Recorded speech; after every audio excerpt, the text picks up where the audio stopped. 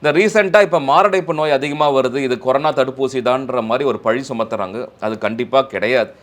காலங்காலமாக மாரடைப்பு 30 வயசுலேருந்து 60 வயசு வரைக்கும் நடந்துக்கிட்டே தான் இருக்குது. 2019 வரைக்கும் எந்த நியூஸ் சேனலும் இதை பற்றி ஹைலைட் கொடுக்கல. இந்த கொரோனா ஆனதுக்கப்புறம் எல்லாரோட வியாதிகளை பற்றி விழிப்புணர்வை இப்போ எல்லா நியூஸ் சேனல்ஸும் கிரியேட் பண்ண ஆரம்பிச்சிட்டாங்க. அப்படி இருக்கும் பொழுது இந்த மாரடைப்பு அதிகமாகறனால இது கொரோனா தடுப்பூசின்னு ஒரு தவறான ஒரு இதை சொல்கிறாங்க. அது கண்டிப்பாக கிடையாது.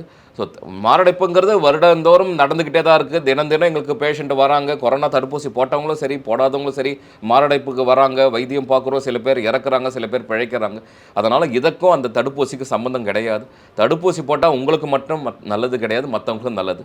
ஸோ கொரோனா தடுப்பூசி மட்டும் கிடையாது. எல்லா தடுப்பூசியும் தயவு செஞ்சு பழையபடி புரோட்டோக்கால் கொடுத்துருக்கபடி, கவர்மெண்ட் புரோட்டோக்கால் கொடுத்தபடி தயவு செஞ்சு எல்லாரும் போடுங்க. போட்டு நமக்கு அடுத்த 100 வருஷத்துக்குள்ளால எல்லா வியாதிகளும் எராடிகேட் பண்ணுறதுக்கு நம்ம வழி நிற்போங்க.